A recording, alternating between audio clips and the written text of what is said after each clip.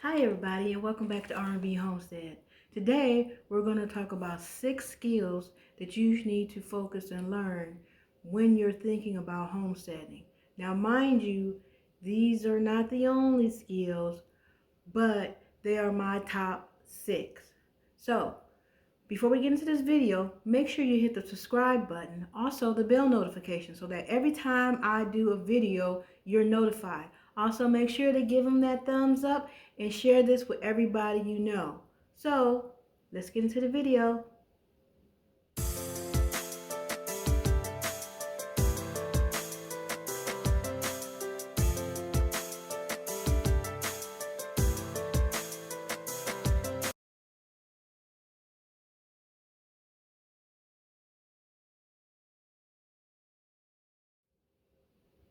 Hi, and welcome back. So, we were talking about the 6 skills that you need to learn when you're thinking about homesteading. Now, as I stated before, these are not the only 6 skills, but it gives you a good foundation. These are my 6.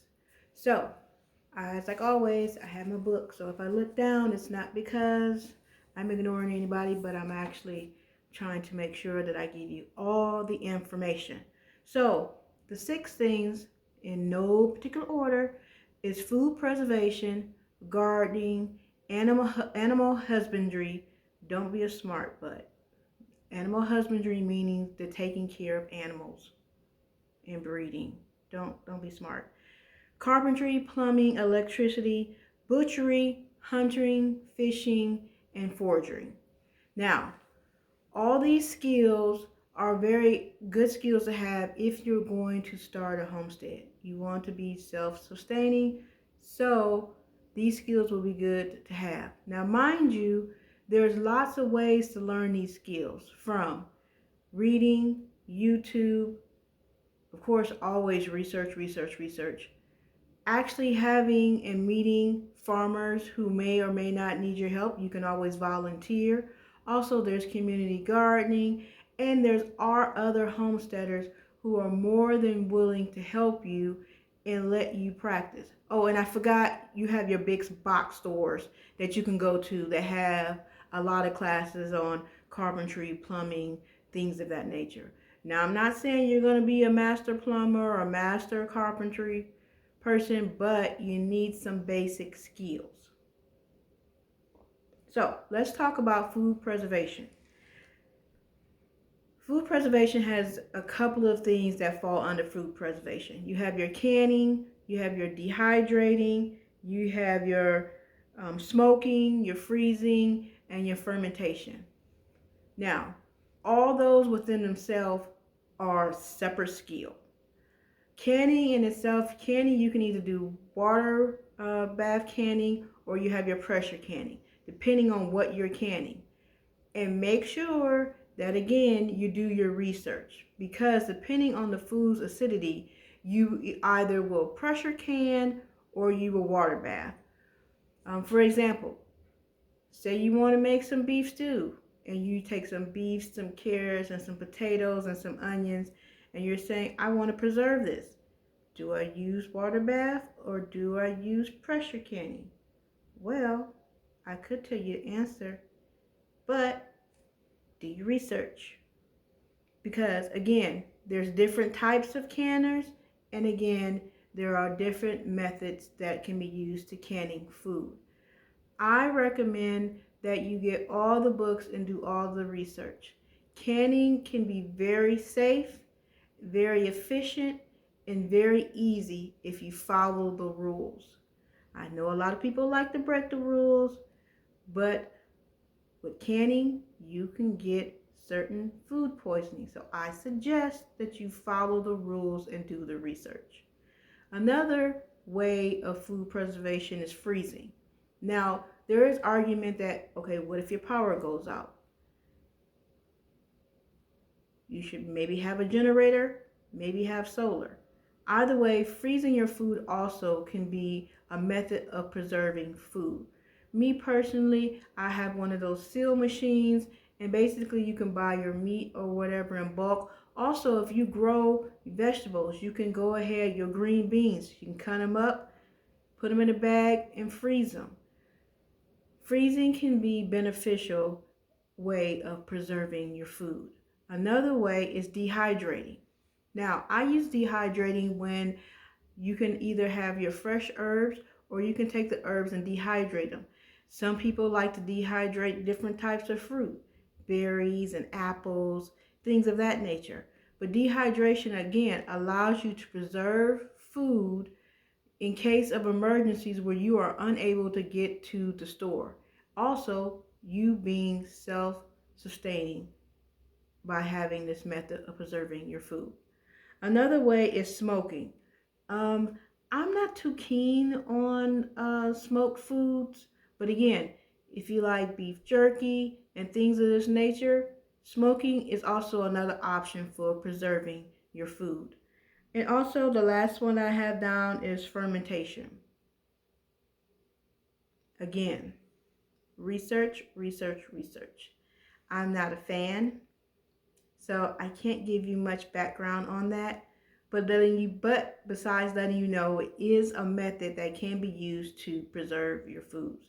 Now, I will have some canning, some dehydrating, and some freezing videos in the future. So make sure that you subscribe to my channel so that anytime I drop some information, you got it. So the next thing you were talking about is gardening. Gardening.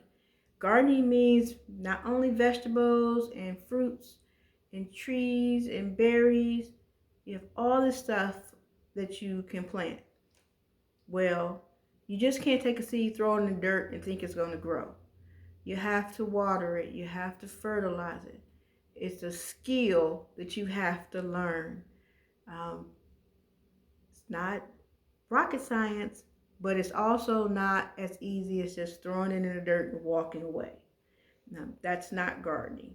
There are numerous books out there about gardening. There's also community gardens where people are more than willing to help you. And also there's a lot of different groups, personally, that I belong to. Like, for instance, I follow Lead Farmer 73. I follow Lady Lead. I follow Homestead Heart. All of them are excellent channels that you may want to go and look at, that they can tell you different ways of gardening. Lead Farmer, he does a lot of trees. Excellent. I follow him for all my fruit trees. Lady Lead, she tells you all the different vegetables she's growing. And Homestead Heart, she shows you from gardening to actually she started her own homestead with all her different plants. So again, there are a lot of resources out there to help you with gardening.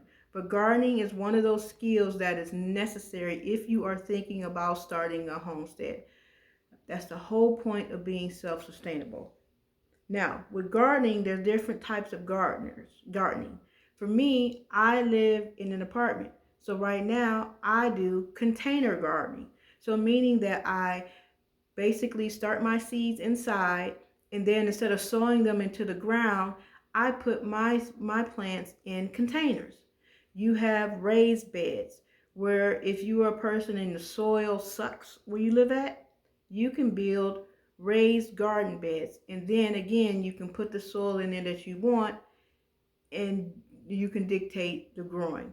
Also, you have your community gardens, as I mentioned, where if again, like myself, you live in an apartment and you want more space, you can go and rent or lease areas where there's community gardens and you have your own plot and you can grow more and more. Or where I want to be, my homestead, you can actually plant in the ground if you have good soil. But we all know Arizona has sand soil and it sucks. So I most likely will be growing in raised garden beds, which are very actually good for your knees and people who have back problems, because you can build the raised bed so that person can actually sit and reach and garden. So that's another reason why you can go ahead and use raised beds, and you can't use the excuse that, you know, your age or whatever, because you can use raised garden beds. So the next thing we want to talk about is animal husbandry. And like I said, don't be smart. Basically, your animal husbandry is taking care of your animals. Me, I'm looking at if you have chickens and geese and turkeys and baby doll sheep, Jersey cows, goats. I don't want any goats. Cattle. I'm not there yet. So chickens, anything like that. Taking care of these animals, you're not just going to go get these animals and they're going to take care of themselves. No. You need to go learn how to take care of these animals. For example, you can volunteer to help your local farmers. Trust me, they take all the free help that they can get. Also, you can take classes. There's a couple of people that I follow on YouTube that you can go that offer classes. One, how to process chickens, how to raise chickens, pigs, how to milk Jersey cows, all this information. Remember what I told you. Research, plan, execute. Raising animals, knowing how to raise animals and taking care of animals are a necessary skill that you need if you're going to homestead. Because 9 out of 10 people who are homesteading are not only just growing their food and preserving their food, but they also have animals. Because again, they may want raw milk from their Jersey cow, or they want to process their own chicken so they know that your chickens are free range and they're not giving any type of steroids to make them grow and explode. So, animal husbandry is a necessary skill, in my opinion. The next one is carpentry, plumbing, and electricity. Now, I kind of have a leg up because my dad was, I consider, a master carpenter. So these are skills that I learned. On the other hand, plumbing and electricity, yeah. But again, there are big box stores that offers these classes. Also, there's always what they consider your training classes if you want to become a master electrician or plumber or masonry. These are all skills you can take classes on and to learn. And it's very essential because again, if an emergency happens, or if you're a person who just wants to be self-sustainable, you need to know if your sink gets clogged, how to fix it. You need to know those raised garden beds, you can spend anywhere from $100 to $600 on one raised garden bed when you can just go buy the lumber and build it yourself. So these are all essential skills when it comes to carpentry, electric, and plumbing. I'm not saying that you have to be a master at them, but to have the basic skills that you would need in case of an emergency. The next thing we're going to talk about is butchery. Now you might want to fast forward this because we're at about 12 minutes and 10 seconds. So you might want to fast forward this part if you're vegan, vegetarian, whatever. No offense, I'm a meat eater. I need to learn how to butcher, process animals. So this is a skill, again, that you have to learn if you're going to homestead. Because again, for you to take your pig or your chickens or your geese or your turkeys to be processed is an expense. If you learn how to do it yourself, it's less money that you have to spend out of pocket. And again, there are classes. There actually are a couple of classes before our current situation, and they actually are doing them virtual right now as far as processing chickens. I don't know how that works, but they are. Or they're actually teaching you how to keep bees virtually. So taking bee classes, taking classes on there's videos on how to butcher or process pigs and geese and rabbits. All these are skills that you need to have if you plan on homesteading, is how to butcher your animals. Because again, the whole point is being self-sustainable, but also knowing what is in your food. So if you have these animals, now I know some people want to keep them as pets, but chickens are not pets. Piggies are not pets. I mean, that could be pets, but they're not for me. Piggies are bacon and sausage. Chickens are teriyaki grilled chicken.